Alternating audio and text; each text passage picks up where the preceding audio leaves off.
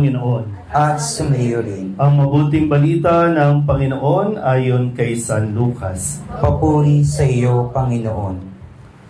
Noong si Herodes ang hari ng Judea, may isang saserdote na ang pangalay Zacarias.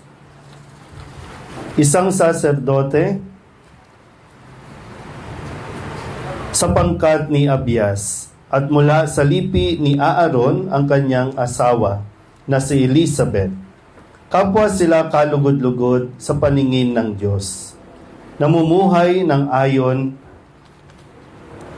sa mga utos at tuntunin mula sa Panginoon.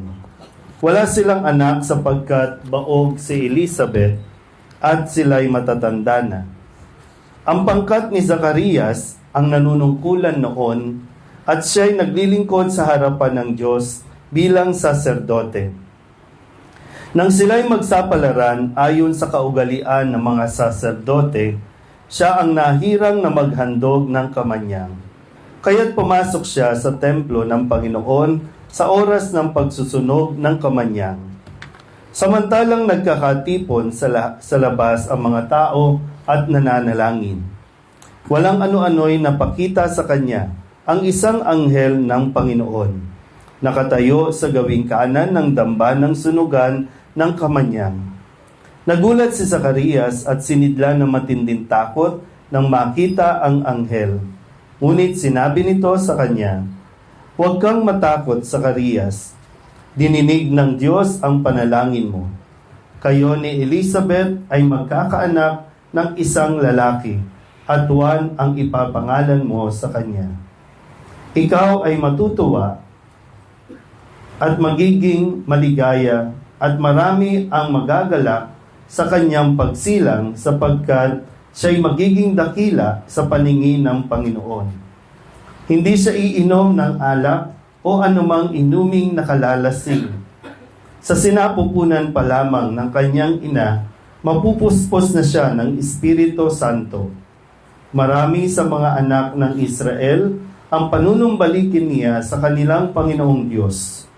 Mauuna siya sa Panginoon, taglay ang Espiritu at kapangyarihan ni Elias upang pagkasunduin ang mga ama at ang mga anak at panumbalikin sa daan ng matuwid ang mga suwail. Sa gayon, ipaghahanda niya ng isang bayan ang Panginoon." Sinabi ni Zacarias sa anghel, "Paano ko po matitiyak na mangyayari ito? Sapagkat ako'y napakatanda na at gayon din ang aking asawa." Sumagot ang anghel, "Ako si Gabriel na naglilingkod sa harapan ng Diyos. Sinugo ako upang ihatid sa iyo ang mabuting balitang sinabi ko na sa iyo. At ngayon, mapipipi ka at hindi makapagsasalita hanggang sa araw na maganap ang mga bagay na ito, sapagkat hindi ka naniwala sa mga sinabi ko na matutupad pagdating ng takdang panahon." Samantala, naghihintay naman kay Zacarias ang mga tao. Nagtaka sila kung bakit nagtagal siya ng gayon sa loob ng templo. Paglabas niya ay hindi na siya makapagsalita. Mga senyas na lamang ang ginagamit niya. Kaya natanto nila na nakakita siya ng pangitain at siya'y nanatiling pipi. Nang matapos ang panahon ng kanyang paglilingkod ay umuwi na siya. Hindi nga nagtagal at naglihi si Elizabeth at hindi ito umalis ng bahay sa loob ng 5 buwan. "Ngayon nilingap ako ng Panginoon," wika ni Elizabeth. "Ginawa niya ito upang alisin ang aking kadustaan sa harapan ng mga tao." Ang mabuting balita ng Panginoon. Pinupuri ka namin, Panginoong Hesukristo. Isang magandang gabi po mga kabarangay 274 283 po. at 283. No? At sa pamumuno ni Chairman Magno. Kamusta po? Malungkot? Hindi ba kayo nanalo sa raffle kagabi? Hindi. Bali, marami pang bigas. Bibigyan pa kayo. Na. Pero ganun pa man, sana mas makita natin ang pagkilos ng Diyos sa buhay ng bawat tao. Kumikilos ang Diyos sa buhay natin. Kung sakali lang no, na napapaisip kayo, napapasabi kayo na pinababayaan ako ng Diyos at nawawalan na kayo ng pag-asa. Sana po sa gabing ito, o sa ika-4 na araw ng ating pong paglalakbay ng panunuluyan ng Mahal na Birhen, Maria at ni San Jose, sana po mas maging malinaw din sa atin kung ano ang plano ng Diyos sa bawat isa sa atin.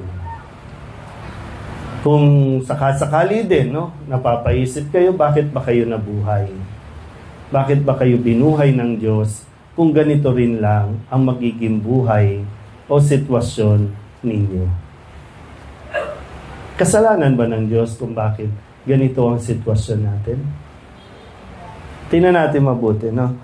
Ang pagkakaroon ng anak ay itinuturing na biyaya. Kaya nga napakalaking kahihiyan sa isang babae, sa mag-asawa, no? Lalo na sa babae, kapag siya po ay hindi magkaanak. Ibig sabihin, parang sa paniniwala nila ay pinaparusahan yan ng Diyos o kaya hindi dinidinig ng Diyos ang kanyang panalangin kasi ganun kahalaga ang pagkakaroon ng anak. Yan, di ba, yung itong mag-asawang si Manoah at yung asawa niya na hindi rin magkaanak. Sa unang pagbasa sa Aklat ng Hukom, sa Ebanghelyo, ito namang mag-asawang si Zacarias at si Elizabeth, hindi rin magkaanak. Matanda na. Kaya sabi ni Elizabeth sa dulong bahagi, salamat, no, sa wakas, no, inalis ako ng Panginoon sa aking kadustaan o kahihiyan kasi pinagtatawanan. Yung bang kahit na mayaman, tapos walang anak, para sa kanila, nakakahiya yun. Pagtatawanan ka. Dahil ang bawat anak ay biyaya ng Diyos. Mas maraming anak, mas maraming biyaya ng Diyos. Sa panahon ba natin, ganun pa ang pananaw? Para bang baliktad eh. Mas konti ang anak, mas maswerte ang mag-asawa. Pag maraming anak, ang malas ng mag-asawa. At kung ganun, bakit nga kayo binuhay ng Diyos? Dinais ng Diyos. Yung iba po, alam nyo, sa karanasan, sa mga kwento, yung iba, sa tiyan pa lang, ayaw na ng magulang. Pero may plano ang Diyos eh. Minsan, kahit anong gawin mo, na inumin, pampalaglag, para mamatay yung bata, pag may plano ang Diyos, hindi mo yan malalaglag. Meron namang iba, lahat ginawa na.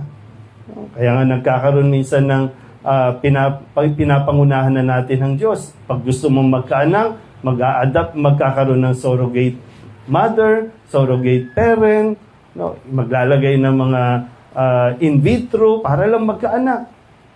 Pinangungunahan natin lagi ang kalooban ng Diyos. Pero ngayon, nandito tayo ngayon. No? Kayo po mga nandito, kayo na mga nakakapakinig sa online, sana ma-appreciate ninyo, ma-appreciate natin yung buhay na ipinagkaloob ng Diyos sa bawat isa sa atin. Hindi niya tayo nilikha para maging pabigat. Hindi niya tayo nilikha para maging problema. Baka hindi pa lang natin talaga lubusang nakikita yung dahilan ng Diyos para sa atin. Kasi si Samson, ipinanganak sa kabila ng katandaan o pagiging baog ni Manoah at ng kanyang asawa, pero ipinanganak para iligtas ang Israel sa mga Palestina. Yun mo, panahon pa nun, no? Ngayon, nag-aaway pa rin. Baka may isisilang na mag-aayos ng gusot na ito. Si Elizabeth, si Zacarias, pinagkalooban ng anak, si Juan Bautista, para maghanda, para ihanda ang daraanan ng Panginoon. So kayo, hindi ko alam, taga saan ba kayo? Bago kayo napunta dito sa San Nicolas, taga saan ba kayo? Marami sa atin, mga taga-probinsya. No? Pero dinala kayo ng Diyos dito, hindi para dumagdag sa populasyon lang. Dumagdag sa tinatawag na mahirap. Pero ang Diyos ba ang nagdala sa inyo dito o kayo ang napumilit pumunta dito? Makipagsapalaran, mamuhay.